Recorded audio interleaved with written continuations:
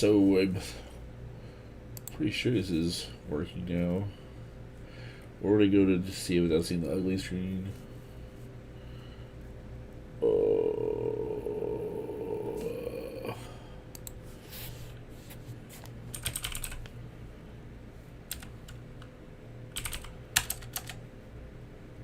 Probably that one, huh?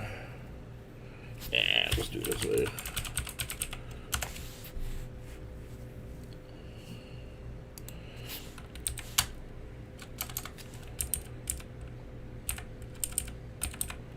Huh.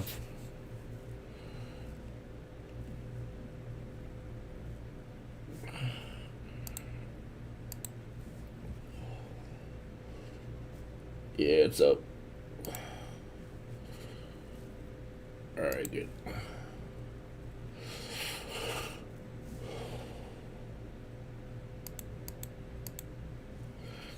Alright, so this is how I do it. And to me, it makes mathematical sense. I know that, like, there's going to be a lot of fantasy football folks out there that do things different, because I can pretty much assume that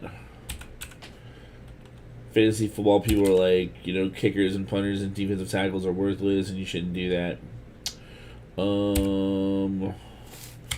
I don't really subscribe to that, because I just think all points matter, and that also this game isn't just about, I mean, points matter and all points are the same, but also the effort or the amount of resources you have to spend to get something in certain positions is really, really hard. Like, I'll call this guy Angel to make sure his identity is kept safe. But I saw one time he had a defensive end that was scoring like wide receiver points like every single game in a defensive end slot, which is like insane, an insane advantage. But like, if you should try to trade anything to get him from quote unquote Angel, he's never going to trade him, because he's getting elite points from that position, like points you just can't have. So, based off that,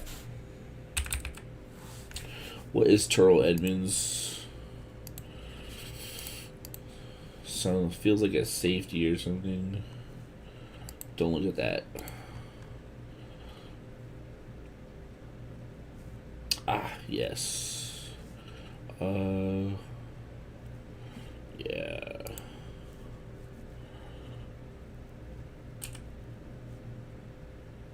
Flex running back. EDR, rename that to DT. He's a safety. OP quarterback slot.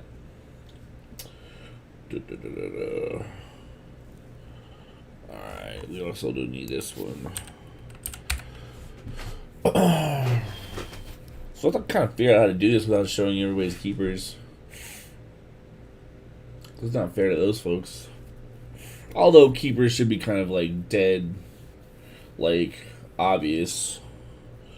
The only people that get gypped is like the people that forget to do it, and I go through and set it myself, or I just select the top 25. And if you lose an elite player because you suck, you suck. Fix your roster. Alright. Can I pause this?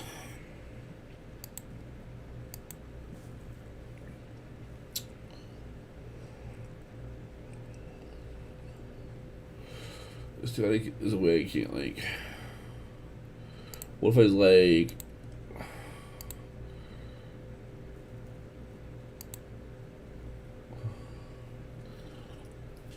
Okay. Yeah, it's pretty obvious. Alright,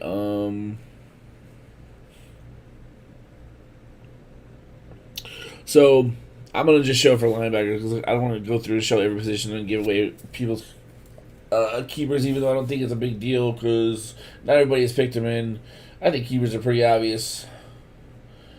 But for instance, oh, you know what I should do? Hell yeah, why not? D-tackle. Why are people keeping D-tackles?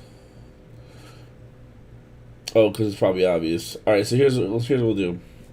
So what I do is I come through here and I'll just sort by fantasy football total points, and then each team gets one D tackle. We have 16 teams, right? So what I say is the eighth D tackle is like the average guy.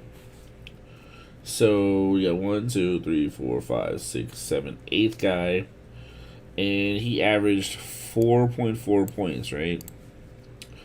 So after copying and pasting my team over here, see how my guy's below the average? I really am just going to create a cell here called position average, and come down here to D tackle and put 4.4, and then up top I'll like value above average. Let's call it a VAA for now, but we gotta have something in there to make sure I know it's about whatever the hell it is. All right, and then you just want to divide that, your player or my player average by, and see what this basically says. I mean, he's only 84% of average, or if you want to do like a number, you could like subtract 1 and convert it into a percent and say he's 16% below average. So I'll probably like pause and maybe like do the rest and kind of bring you back if I can fancily do that, which I don't know how to do that.